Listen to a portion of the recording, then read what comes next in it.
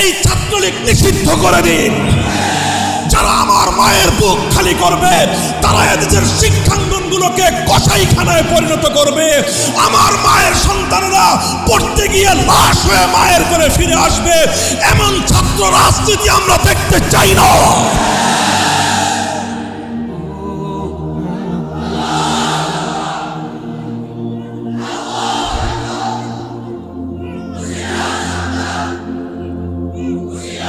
সংগ্রামী সাথী ও বন্ধুগণ, জানি এই কথাগুলো হজম করা বড় কঠিন আপনাদের জন্য। জানি এই কথাগুলো বলবার দায়ে আমাদেরকে অভিযোগের কাঠগড়ায় দাঁড়িয়ে যেতে হবে। কিন্তু একবার চিন্তা করুন সেই সন্তানহারা মায়ের কথা। একবার চিন্তা করুন যারা এভাবে টর্চার সেল তৈরি করেছে।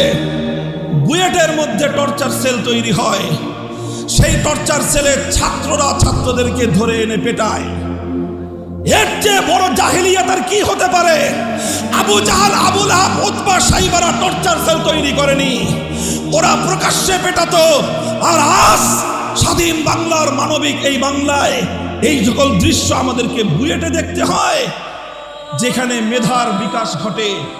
দেশের সেরা মেধাবীরা যে শিক্ষা প্রতিষ্ঠানে পড়ে, সেখানকার অবস্থা যদি এই হয়, তাহলে ঢাকা বিশ্ববিদ্যালয়, জাহাঙ্গীরনগর, তারপরে চট্টগ্রাম, রাজশাহী, খুলনা সহ সারা দেশের বিশ্ববিদ্যালয়গুলোর অবস্থা আরো কতটা ভয়াবহ, এখান থেকে তার কিঞ্চিত পরিমাণ অনুমান করা যায়। আজকে বলা হচ্ছে আবরার ফাহাদ শিবির করত। কি অপরাধ আবরার ফাহাদের? কি পেয়েছো তোমরা শিবিরের? আবরার ফাহাদকে নিয়মিত নামাজ পড়তে দেখা গিয়েছে।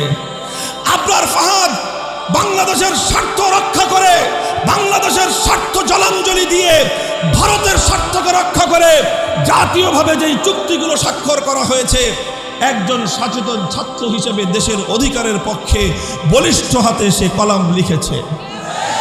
সামাজিক যোগাযোগ মাধ্যম তার হাতে ছিল, সে তার সামর্থ্যের আলোকে তার স্বাধীন মতামত ব্যক্ত করেছে। যদি স্বাধীন মতামত ব্যক্ত করার কারণে অপরাধী সাব্যস্ত হতে হয়, তাহলে তো এই বাংলার স্বাধীন মাটিতে সর্বপ্রথম মরহুম আব্দুল হামিদ খান ভাসানী ফারাক্কাবাদের বিরুদ্ধে লং মার্চ করেছিলেন। শাইখুল হাদিস বাবরি মসজিদ শহীদের বিরুদ্ধে লং মার্চ করেছিলেন। আজ আবরার ফাহাদ সে যা করেছে, আব্দুল হামিদ খান ভাসানী বেঁচে থাকলে এর চেয়ে বেশি কিছুই করতেন। শাইখুল হাদিসরা বেঁচে থাকলে যারা এরকম বরাকবাদের বিরুদ্ধে লং মার্চ করেছিলেন, তারা আজকে ফেনী নদীর পানি একতরফাভাবে ভারতকে দেওয়ার বিরুদ্ধেও হুঙ্কার ছাড়তেন, লং মার্চ করতেন। আজ আমাদের সে সকল মরহুম জাতীয় নেতৃবৃন্দ নেই।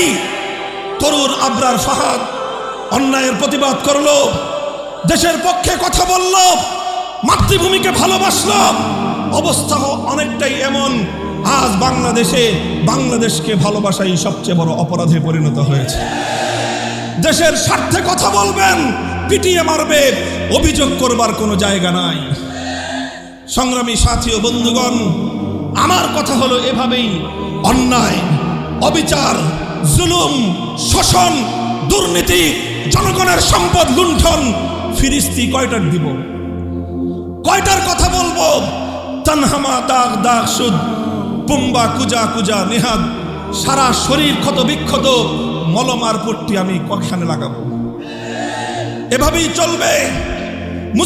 মুসলমানদের জনপদ, মুসলমানদের দেশ যতদিন পর্যন্ত কোরআন সুন্নাহ খেলাফতে রাশেদের শাসনের দিকে ফিরে না যাবে, গণতন্ত্র দিয়ে মুক্তি আসবে না, সমাজতন্ত্র দিয়ে জনগণের অধিকার প্রতিষ্ঠা হবে না, কোন তন্ত্রমন্ত্র জাতির মুক্তি আনতে পারবে না।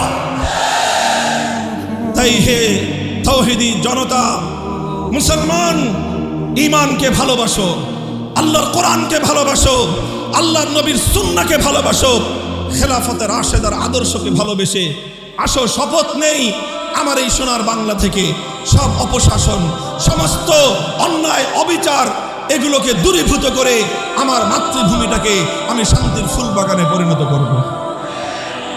মুহতারাম হাজিরিন, আমি আবার কোরআনের সেই আয়াতের দিকে পুনরাবৃত্তি করছি।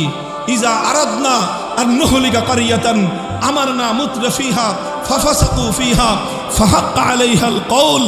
যখন এভাবেই নবীর বিরুদ্ধে কটূক্তি হয় ব্রাহ্মণবাড়িয়ায়, যখন এভাবেই নবীর বিরুদ্ধে কটূক্তি হয় বোরহানউদ্দিনে, যখন এভাবেই আবরার ফাহাদরা নিহত হয় বুয়েটের মাটিতে, যখন এভাবেই নুসরাতরা নিহত হয় এই বাংলার জনপদে, যখন এভাবেই ফেলানিরা ঝুলে থাকে আমার সীমান্তের কাঁটাতারে, একটার পর একটা যখন এভাবে অন্যায় ঘটতে থাকে, তার প্রতিবাদ হয় না, তার প্রতিকার হয় না, তখন সর্বশেষ আসমান থেকে খোদার গজব নেমে আসে। আজ আমরা চাই মাতৃভূমিকে ভালোবাসি বলেই, দেশটাকে ভালোবাসি বলেই, দেশপ্রেম নিয়ে, জাতির প্রেম নিয়ে, স্বাধীনতার অতন্দ্র প্রহরী হিসেবে নতুন প্রজন্মকে নিয়ে আজ দেশ জাতি স্বাধীনতা রক্ষা করবার জন্য দুর্বার আন্দোলন গড়ে তুলতে চাই। সেই আন্দোলনের ঠিকানার নাম বাংলাদেশ খেলাফত যুব মজলিস।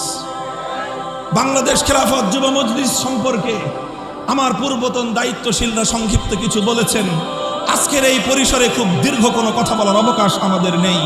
তবে আমি বলতে চাই, হাফিজ জি হুজুর রহমতুল্লাহ আলাই 1981 সালে যেই স্বপ্ন দেখে খেলাফতের ঝান্ডা উড্ডীন করেছিলেন, শাইখুল হাদিস আল্লামা আজিজুল হক রহমতুল্লাহ আলাই যেই স্বপ্ন নিয়ে 1989 সালে খেলাফতের ঝান্ডা উড্ডীন করেছিলেন, তাদের রেখে যাওয়া সেই অসমাপ্ত কাজকে মঞ্জিল পর্যন্ত পৌঁছানোর জন্যই হাফিজ জি এবং শাইখুল হাদিসের সন্তানেরা বাংলাদেশ খেলাফত যুব মজলিসের পতাকাকে নিয়ে মঞ্জিলের দিকে ছুটছে ইনশাআল্লাহ।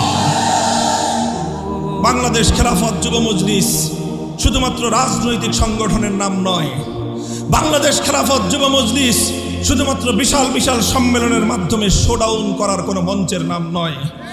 আজ এই মঞ্চে দাঁড়িয়ে বিশাল সম্মেলন, আমরা অনেকেই আনন্দে উদ্বেলিত, আমরা অনেকেই উদ্বেলিত, আনন্দের আতিশয্যায় আমরা অনেকেই মোহিত। কিন্তু আমি বলতে চাই, বাংলাদেশ খেলাফত যুব মজলিসের কাছে বিশাল সম্মেলনের এই সফলতাই এটা সাফল্যের একমাত্র মানদণ্ড নয়। বাংলাদেশ খেলাফত যুব মজলিস এদেশে যুব এবং তরুণ প্রজন্মকে আগামী দিনের ইসলামী আন্দোলনের দায়িত্বশীল হিসেবে গড়ে তুলবার জন্য এক দীর্ঘমেয়াদী সংগ্রামের পথ বেছে নিয়েছে।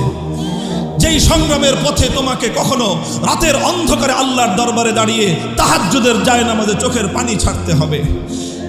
যেই সংগ্রামের পথে তোমাকে প্রতিনিয়ত নিজের আমলকে পরিশুদ্ধ করার মাধ্যমে, মানুষের জনসেবার মাধ্যমে তোমাকে আল্লাহর একজন মুমিন খালেস বান্দা হিসেবে, নবীর সাচ্চা সুন্নতের অনুসারী একজন উম্মত হিসেবে গড়ে তুলে তিল তিল করে তোমাকে ইসলামী আন্দোলনের কর্মী হিসেবে তোমাকে গড়ে তুলতে হবে।